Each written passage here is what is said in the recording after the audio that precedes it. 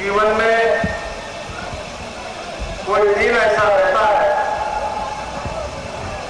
कि उसको आप जिंदगी भर नहीं भूल सकते।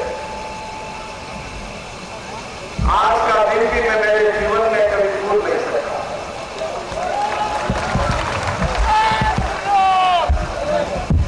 मेरा मन बहुत प्रसन्न है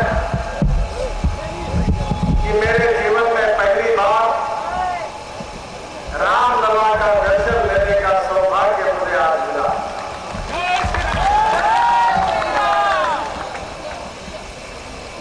भगवान रामचंद्र को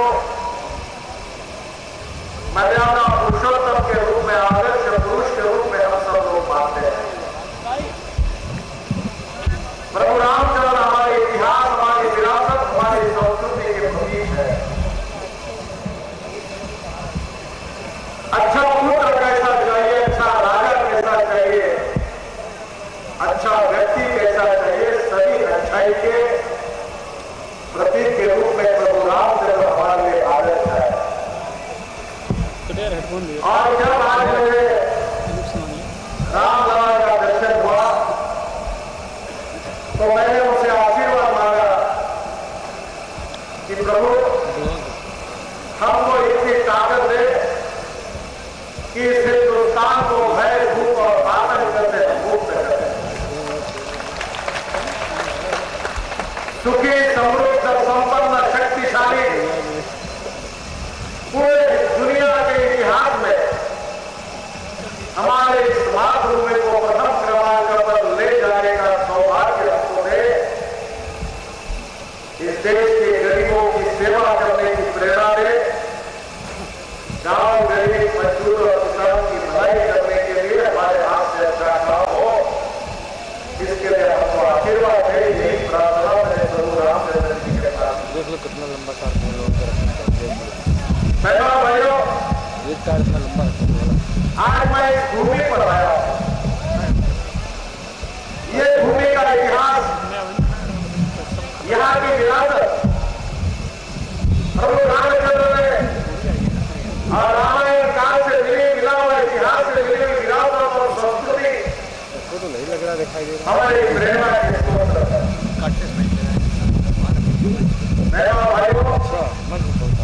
ये इतिहास हमको भविष्य के लिए अच्छा कार्य करने की प्रेरणा देता रहेगा। ये तो बहुत अच्छी बात हुई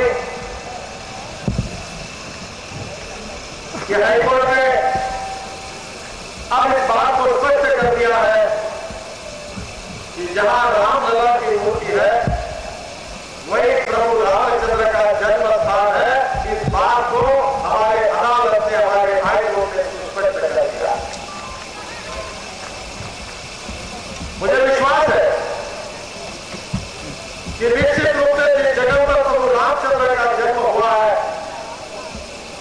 उस जगह पर एक भव्य प्रभु राम का मंदिर निर्माण होगा, होकर रहेगा और ये पूरे हिंदुस्तान की जनता की इच्छा है। मैं हमारे देश के सभी जात, पंथ, धर्म, भाषा बोलने वाले शत्रुओं से अपील करता हूं कि प्रभु रामचंद्र जी का इतिहास संकुचित नहीं था। जात, पंथ, धर्म और भाषा को लेकर कभी उन्होंने सोचा नहीं था। समूचे भारतीय समाज को अपनी विरासत, अपने आदर्शों से और अपने कार्यों से उन्होंने प्रेरणा देने का कार्य किया है।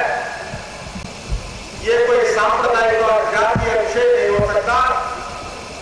ये हमारे अस्मिता का, इतिहास का प्रतीक है और इसलिए मैं सभी लोगों से अपील करता हूं कि प्रभु रामचंद्र जी के भव्य मंदिर के निर्माण के लिए सब लोग सहयोग करें और सबके सहयोग से भव्य मंदिर का निर्माण हो।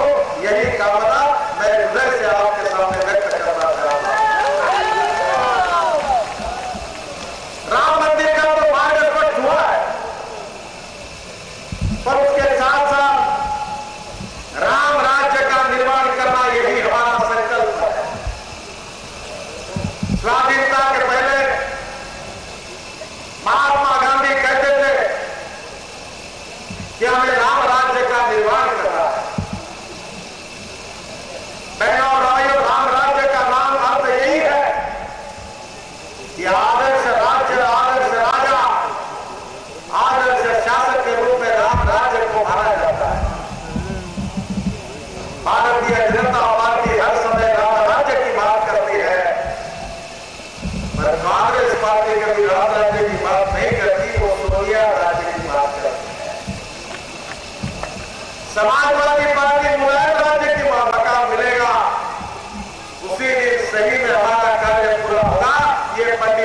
दीनदयाल उपाध्याय जी ने अंत्योदय के विचार में दिया हुआ आदर, यही हमारे राम राज्य की संकल्पना है।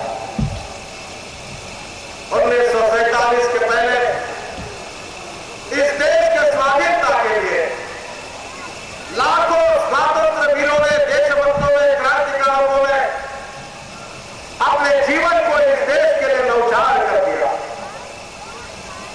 ऐसा कहा जाता है कि इतिहास कभी अत्तरों की सुवास में लोग या कुर्सी पर बैठकर कभी लिखा नहीं जाता, इतिहास खून से लिखा जाता है, परिश्रमों के बिंदुओं से लिखा जाता है। जिन लाखों लोगों ने इस देश के लिए कुर्बानी दी, उसके कारण आप स्वाधीन हिंदुस्तान के हम नागरिक बनकर जी रहे हैं। कैमरा वाले खाने लगे। पर स्वाधीनता के 63 साल के बाद हमारी हालत क्या है? 10 लाख से ज्यादा किसानों ने आत्महत्या की है। गांवों में स्थिति यह है कि गरीब आदमी को एक समय की रोटी नहीं मिल रही है, महंगाई आसमान पर जाकर पहुंची है, युवा बेरोजगार है और भ्रष्टाचार के कारण महंगाई भी बढ़ी है और भ्रष्टाचार के कारण देश में लूट मची है। खत्म हो रहा तो कुछ होगा। गांधी जी ने जो राम राज्य का सपना हमारे सामने रखा था, क्या वो यही सपना है? बहनों और भाइयों ने जो सपना देखा था वो पूरा नहीं हुआ। कांग्रेस पार्टी को अवसर मिला, दिल्ली से लेकर दिल्ली तक कांग्रेस पार्टी का शासन था। बहुसंख्यक के दिनों तक हमने देखा है, गरीब गरीब होते जा रहे हैं और अमीर अमीर होते जा रहे हैं। बहनों और भाइयों, हालत बिगड़ती हुई। उत्तर प्रदेश हिंदुस्तान का सबसे बड़ा राज्य है। आज मैं निकल रहा था तो एक सोनकर करके कार्यकर्ता मुझे मिला। उसने कहा कि वहां एक सोनकर करके तकनीकी सहायक पद पर मनरेगा में काम करने वाला एक कर्मचारी गोटा जाके धज्जियां हुई। उत्तर प्रदेश का विकास नहीं हुआ, केवल जातिवाद की राजनीति ने उत्तर प्रदेश का सत्यानाश किया। आप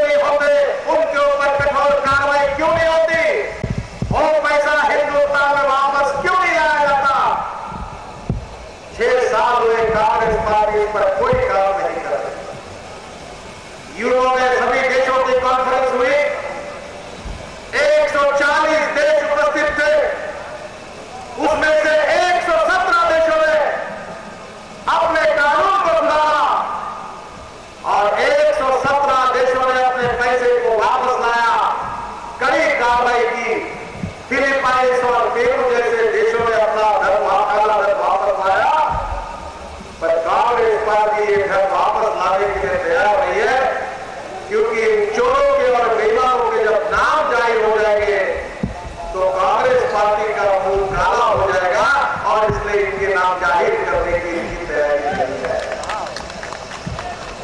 मैं देश के तमाम गरीब भाइयों और बहनों को वचन देता हूं कि भारतीय जनता पार्टी का और एनडीए का राज आने दीजिए। इस विदेशी बैंकों में जमा पूरा काला धन हम हिंदुस्तान में वापस लाएंगे, और ये पूरा पैसा हिंदुस्तान के गरीब आदमी के विकास के लिए, गांव में रोड, अस्पताल, किसानों के खेत को पानी और युवाओं के हाथों को रोजगार देने के लिए ये पैसा हम खर्चा करेंगे। ये वचन मैं आप सबको देता हूं। 2G स्पेक्ट्रम में 1,76,000 करोड़ का घोटाला, किसने घोटाला किया? मुझे आप बताइए, क्या ये आरोप अडवाणी जी, सुषमा जी, अरुण जेटली जी ने किया?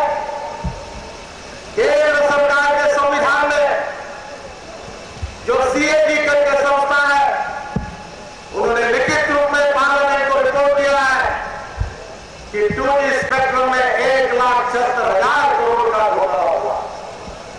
1,76,000 करोड़। कॉमनवेल्थ गेम में 76,000 करोड़ का घोटाला हुआ है।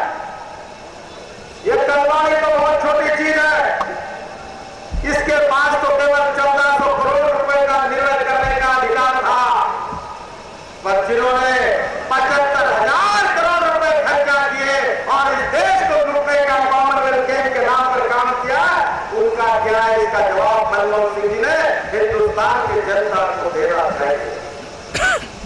दिल्ली में जवाहरलाल नेहरू स्टेडियम बनाया गया, जो कपड़ा लाया गया अमेरिका से, इन कांग्रेसियों को शर्म आनी चाहिए। जूम कर लेना, ऑटो है इस संडास पर टाइल चिपकाने के लिए मजदूर लाए गए, हवाई जहाज में बैठकर भाषण दिया, और जो काम 180 करोड़ में हो सकता था, उस काम को 980 करोड़ रुपए खर्चा किए, लूट मचाई उन्होंने। लूट टेलीकास्ट करने का अधिकार एक ब्रिटिश कंपनी को देती है, हिंदुस्तान की सब टीवी कंपनी को डिस्क्वालीफाई कर दिया, और 3 दिन में उस लल्ली ने, उसके बाद जो कॉन्ट्रैक्ट दिया गया, उन्होंने 3 दिन में भारतीय कंपनी को 180 करोड़ रुपए का कमीशन देकर चूना लगाकर दूसरे को खड़ा किया। क्या ये लोग इतने टीवी वाले